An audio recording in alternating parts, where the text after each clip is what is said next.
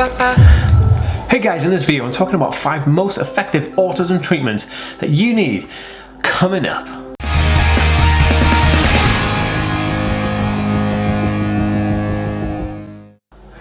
Hey guys, welcome back to TheAspieWorld. My name is Dan. I have autism, ADHD, OCD and dyslexia, and I make weekly videos on this type of content. So if you're new around here and you've stumbled across this video and you'd like to learn more about autism, remember to hit the subscribe button by clicking the notification bell below. And also, if you're watching over on Facebook, be sure to give this page a like and a follow to see more videos just like this one.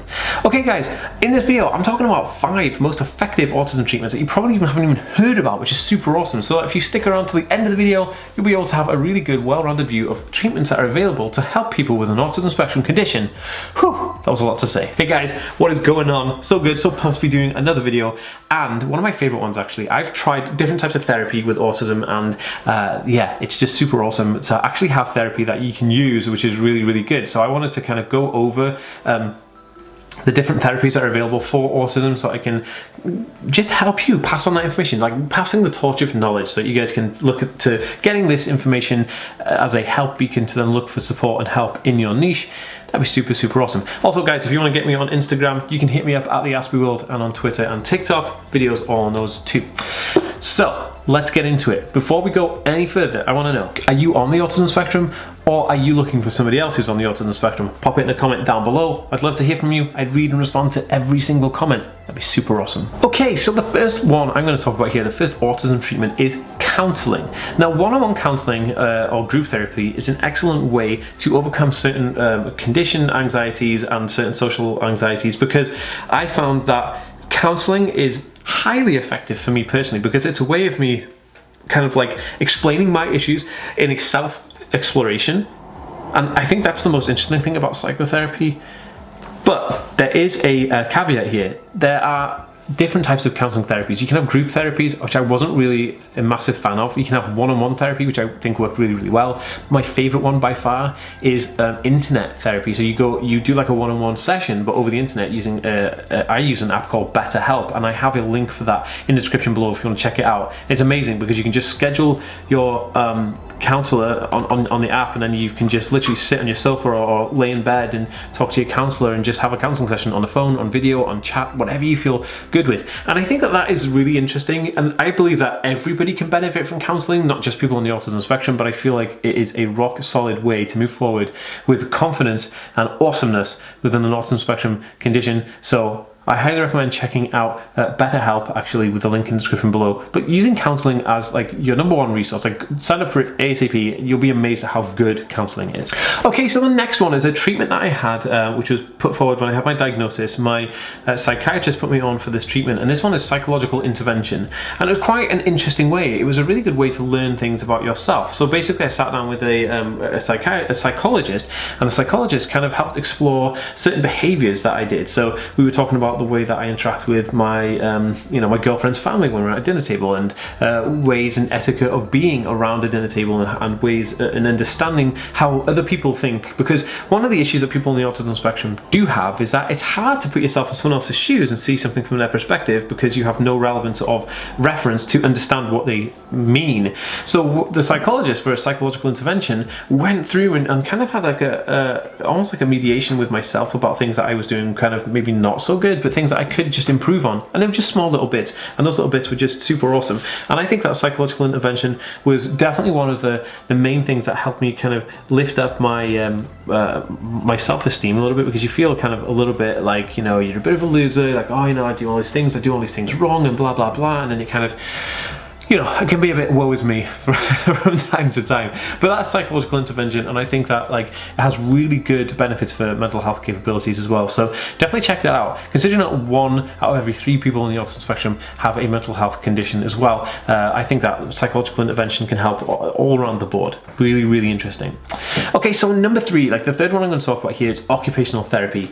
Oh my goodness, guys. This is amazing. Now, I had occupational therapy for sensory processing disorder, and sensory processing disorder, or SPD, is something that comes comorbidly or co-occurring with autism, and it's where you have issues with sensory input. It could be issues with heat, sound, smell, touch, light, could be anything, right? And I had occupational therapy specifically for that. And so occupational therapy is for specific areas, and you see an occupational therapist for specific areas of issues. Now, I went through an autism organization to go see an autism therapy occupational therapist specifically for ASD's SPD. Oh my goodness, that was a long thing to say. And it was amazing. We did this thing called the sensory diet, which I am doing a video on, where I'm going to be doing a week on the sensory diet to show you guys exactly what I mean and do like a whole week on it. It's going to be a really great video. But the most important part was the fascination I took away from it. It was perfect. It was the most detailed, fine-tuned specifics about one area of autism, which is amazing, because people have like blanket therapies. Oh, we'll just do all autism today. But autism comes with a whole host of stuff: social anxiety, sensory processing disorder, selective mutism, sleep issues, you know. And to have someone focus just on like one area, like sensory processing disorder, was just, to me, something it was just incredible. So I highly recommend checking out occupational therapy. I know loads of people actually have occupational therapy and get great benefit from it, so I would highly recommend checking occupational therapy as a go-to source. Okay, so number 4 is sensory therapy. Now, there are different types of sensory therapy that you can use, like fidget gadgets, or you can actually create sensory rooms with like bubble lights and lava lamps and good lighting and fiber optic lights and things like that, because it calms you down and it kind of relaxes and calms the mind of people on the autism spectrum. Now, relaxation therapy is basically what sensory therapy is, and it's creating a sensory therapeutic environment that you can then relax and escape into, like a comfy chair, a comfy bed, and you know, fidget stuff and sensory pleasing things like sensory toys and sensory gadgets and all those kind of things, because like fish tanks are sensory therapy, big sensory therapy tanks, if you think about it in that way. It's because those things are relaxing, and they're relaxing to watch, and they're calming, and there's no noise and there's no distractions. It's just you relaxing the mind, and it's needed. People on the autism spectrum definitely need to have more relaxed minds, because our minds are going 1,000 miles an hour. Nobody knows what on earth is going on, and we never take time to go, okay, I need to breathe from my mind. So that is something I highly recommend, and I highly recommend checking it out, because it was one thing that I did recently, and it's something that I've never done before that, and I was just like, wow, you know, that is just the most amazing thing. So I highly recommend checking that out. Yeah, definitely do it. Sensory therapy, super dope. Okay, so number 5 is a really interesting one. It's kind of like a new wave thing. And yeah, it's bizarre. I actually got accustomed to this one because I went to do a keynote talk at an expo for autism and autism business industry, and there was a therapist from this specific therapy there, which I'll talk about in a second, and then they said, hey, do you want to test out the equipment? I said, yeah, okay. So I tested it out, and I was like, whoa, this is dope.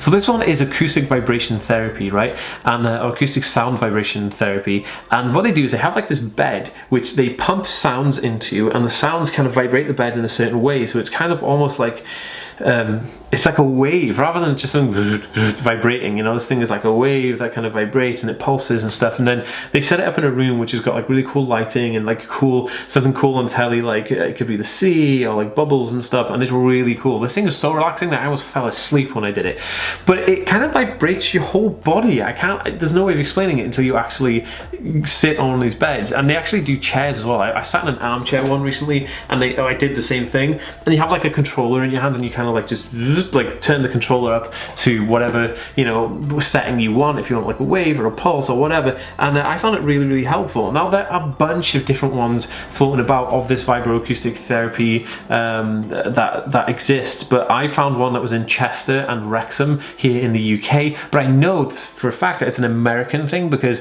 the woman who was showing me around said that she had to do a training in the United States of America, because that's where the beds come from and that's who started it. So definitely check it out, vibroacoustic sound wave therapy for autism, because they almost specifically just cater for people on the spectrum. Like, the therapy rooms are literally just there for people on the spectrum. I mean, anybody can use it at the end of the day, but it seems to be people who are on the autism spectrum of an autism spectrum disorder who are getting the most benefit out of that therapy, because it's very interesting. I'll try and leave a link for the Karma one, which Karma as in K-A-R-A-M, Karma, K-A-R MA, like Karma, because they were the ones that I tried out, and I you know, tried and tested. I know that they were good, and so I'll try and leave a link for their Facebook page in the comments down below or in the description, just so that you guys can definitely check that out, because I feel like it's a really good one to check out. If you think this video can help somebody else, please tag them in the comments section, or share this video on Facebook and Twitter, because that'd be super awesome. Guys, if you like this video, give it a thumbs up, and I will see you next time, guys. Peace.